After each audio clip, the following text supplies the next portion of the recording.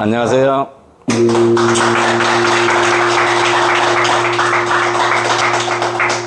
2024년 7월 14일 강의를 시작하겠습니다. 이건 한 번 한 얘기인데 조금 발전된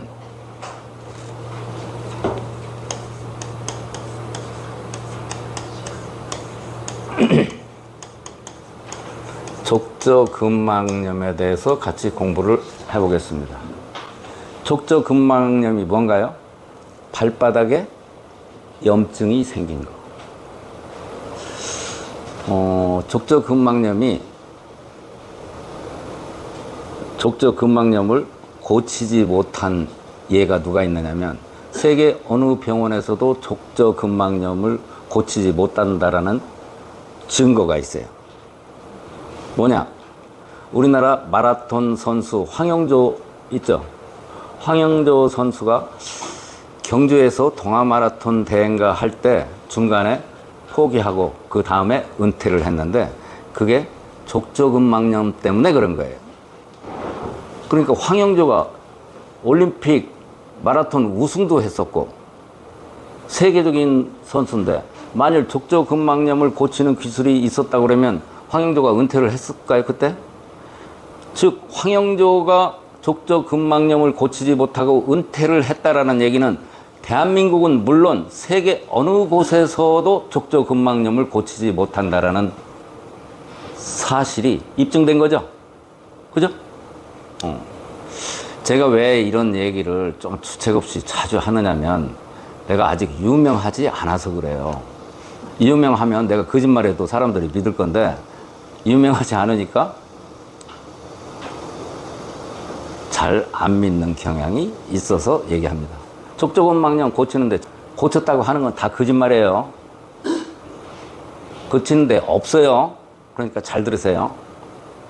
자, 발바닥에 염증이 생겼다라는 얘기는 무슨 얘기예요? 제가 이런 식으로 접근을 했어요. 염증이 생긴 것은 언제 염증이 생기죠? 염증이 생기는 것은 우리 몸에 있는 백혈구하고 세균이나 바이러스가 체내에 침범을 했을 때 백혈구가 세균이나 바이러스한테 진 상태, 이게 염증이에요. 그렇죠?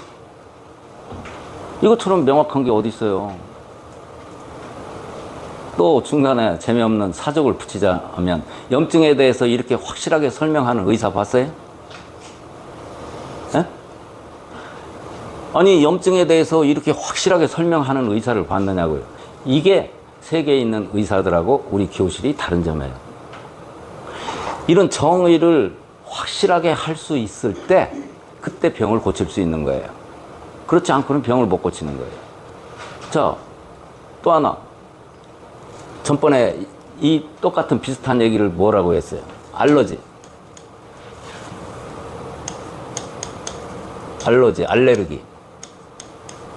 알러지가 뭔지 정의를 못하니까 알러지를 못 고치는 거예요. 알러지는 제가 뭐라고 정의를 했어요? 외부의 미세한 자극에도 세포들이 지나치게 민감하게 반응하는 현상. 얼마나 명확해요.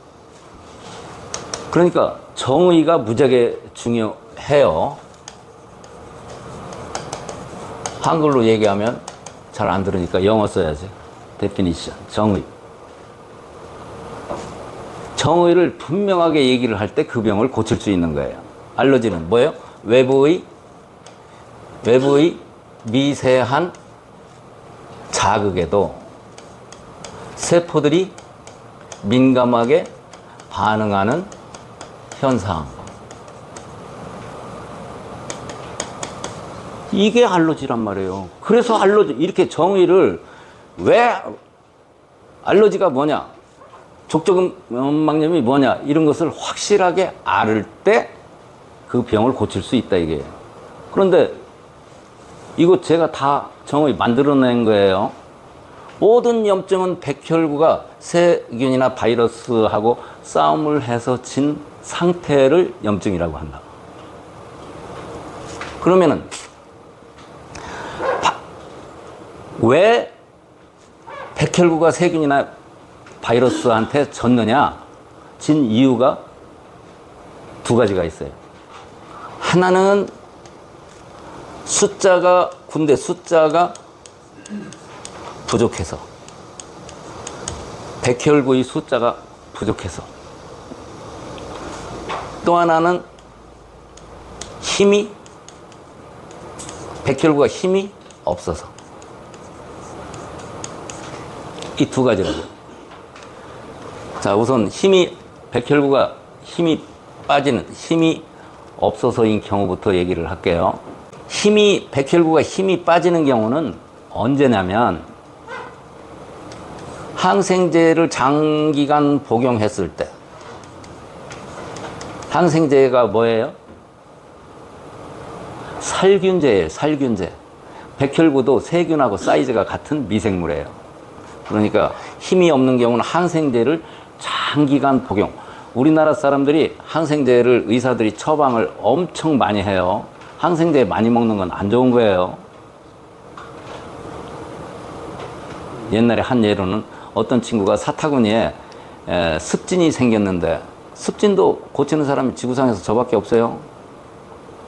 습진을 치료한다고 했는데 항생제를 3개월씩이나 계속 먹으라고 했대요. 낫나? 안 낫지. 난 딱 한 번에 고쳤지. 습진 어떻게 고치는지 아세요? 안 알려져, 여기서는. 자, 두 번째. 항생제가 살균제이기 때문에 백혈구 힘도 같이 뽑는 거예요. 두 번째는 항암제 치료받았을 때. 항암제 치료를 받아도 백혈구가 힘이 없어지는 거예요. 항암제는 뭐라고 그랬어요? 제초제예요, 제초제. 뭐 항암제로 암을 고쳤다? 이런 생 사기꾼들이 어디 있어요? 뭐 항암 치료를 8번 받았다, 6번 받았다, 12번 받았다. 몸만 더 박살낸 거예요. 안 죽는 사람은 안 죽을 만 하니까 죽는 거고, 암 환자는 항암제 100번, 1000번 치료받아도 죽어요. 암 안 걸려야 돼요. 그런데 대부분은 이 숫자가 부족해서다. 숫자가 부족해서. 자, 숫자가 부족하다. 백혈구 숫자가 부족하다. 이 얘기는 무슨 얘기인가요? 혈액순환이 잘 되지 않는다. 피가 공급이 잘 되지 않는다. 그런 얘기죠. 근데 혈액순환이 잘 안 되는 경우는 두 가지가 있어요. 숫자가 부족한 경우는, 첫 번째 경우는 당뇨에 걸렸을 경우. 당뇨는 피가 끈적끈적한 경우죠. 그럼 세균이 딱 침입했을 때, 세균이 들어왔을 때, 우리 몸도 그 물고기가 많은 연못에 사는 고기들하고 똑같아요. 먹이를 딱 던져주면 물고기들이 쫙 몰려들죠? 그죠? 마찬가지로 우리 체내에 세균이나 바이러스가 딱 들어오면 이걸 잡아먹고, 백혈구는 세균이나 바이러스를 잡아먹고 사는, 양식으로 하는 생물체예요. 그러니까 세균이나 바이러스가 몸에 딱 침투를 하면 먹이가 싹 들어온 거예요. 그럼 세균이나 바이러스가 딱 이렇게 모여들어야 되는데, 이런 물하고 다르게 바이러스가 이게 오는 길목이 뭐예요? 혈관이죠? 피죠? 혈관을 타고 세균이나 바이러스를 잡아먹으려고 쫙 모여야 되는데, 이 혈관에 피가 끈적끈적해요. 수영을 해서 백혈구가 이 혈관을 타고 수영을 해서 팍 빨리 와야 되는데, 피가 끈적끈적하니까 수영하는 속도가 느려지죠? 그죠? 그러니까 여기 세균이 딱 와 있으면 빨리 가서 여러 명이 와서 왕창 잡아먹어야 되는데, 세균의 숫자가, 힘이 잡아먹으라는 숫자가 백혈구보다 많게 되니까 염증이 생기게 된다 이게요. 그래서 당뇨가 있을 때 염증이 잘 낫지 않는 이유가 그런 거예요. 두 번째는 혈관이 잘 막혀서 피가 잘 안 통하는 경우다. 혈관이 좁아져서 혈관이 어혈로 잘 막혀서 어혈로 막혀서 이런 두 가지 경우가 염증을 일으키는 건데 혈액순환이 잘 되지 않는다. 이 중에서 혈관에 어혈이 막혀 있다. 이런 거예요. 자, 우리 냇가가 있을 때 냇가에 물이 이렇게 흘러간다고 해요. 그런데 이 유속이 느리면 여기에 나무로 이렇게 하나 걸쳐 있을 때 여기 물이 잘 안 흐르겠죠? 나무나 이런 위아래로나 가지 이게 막혀 있으니까 잘 안 흘러요. 근데 이번 장마 때처럼 비가 왕창 확 오면은 어떻게 돼요? 나무 같은 것이 다 떠내려가서 팍 없어지죠? 그렇죠? 그래서 물이 콸콸, 압력이 세면 물이 콸콸 흘러가겠죠? 마찬가지로 어혈로 혈관이 막혀 있을 때도 압이 세게 가주면, 혈액량이 왕창 가주면 이게 뻥 뚫리게 돼 있다 이게.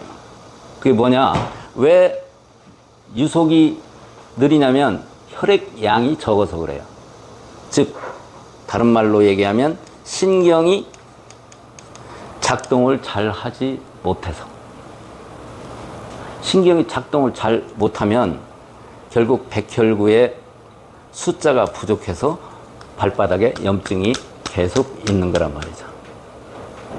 자, 길었어요. 자, 다시 한번 정리할게요.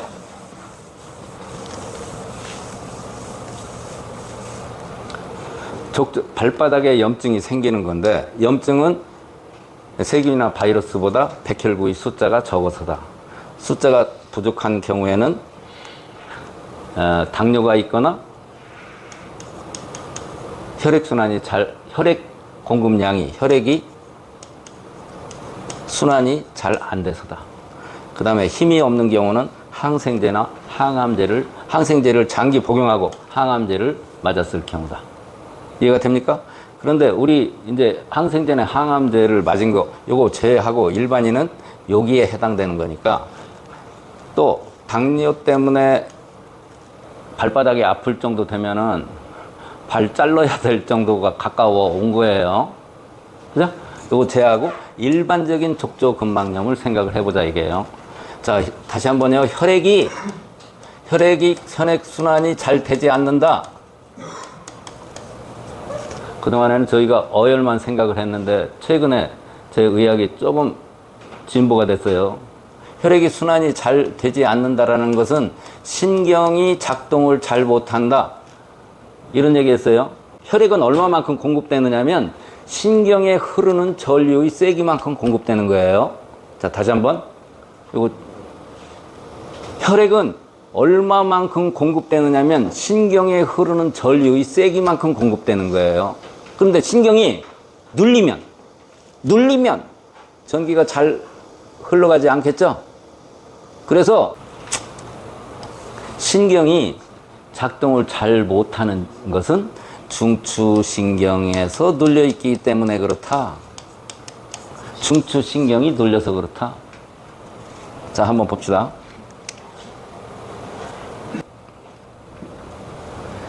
신경은 여기 뇌신경과 중추신경에서 모든 신경이 다 갈라져 나와요. 그럼 이 발바닥에 가는 신경은 어디서 갈라져 나갈까요? 여기 꼬리뼈 위에 허리 대부분이 허리에서 갈라져 내려온다 이게 신경이. 허리에서 갈라져 내려와서 이 발바닥에도 신경이 가는 건데, 발바닥으로 신경이 가는 것은 이 허리에서 갈라져서 이 앞으로 내려오는 신경도 있고 허리에서 갈라져서 뒤로 내려오는 신경도 있어요. 발바닥은 이 허리에서 갈라져 가지고 뒤로 오는 신경에서 들어가는 곳이에요. 발등은 앞으로 오는 신경에서 갈라져 들어가는 거예요. 이해가 되십니까? 그래서 족저근막염이 생긴 것은 기본적으로는 이 허리에서 허리에서 신경이 눌려가지고 신경이 눌리는데 근육으로 눌리는 거예요. 근육으로. 그래서 근육을 눌린 근육을 사혈을 해주기만 하면 돼요. 근데 허리를 사혈을 해줬는데도 안 났으면 그 다음에 어디서 막혔을까요? 요 뒤로 가는 신경이 이 어디에선가가 막혔겠죠? 그죠? 그럼 이 중에서 큰 길목이 있어요. 여기 오금통. 오금통에서 막힌 경우들이 많이 있어요. 그래서 족저근막염을 고치는 것은 1차 허리를 뚫어놓고 막힌 데 뚫어놓고 그 다음에 낫지 않으면 오금통을 봐야 됩니다. 젊은 애들은 금방 낫는데 나이 먹은 사람들은 시간이 걸립니다. 자, 다시 한번요. 젊은 사람들은 허리가 막히거나 족저근막염이 생기거나 뭐 해도 한 번에 팍 낫는데 나이가 먹은 사람들은 혈관이 막힌 데가 많아서 시간이 좀 걸립니다. 오늘 여기까지만 하겠습니다.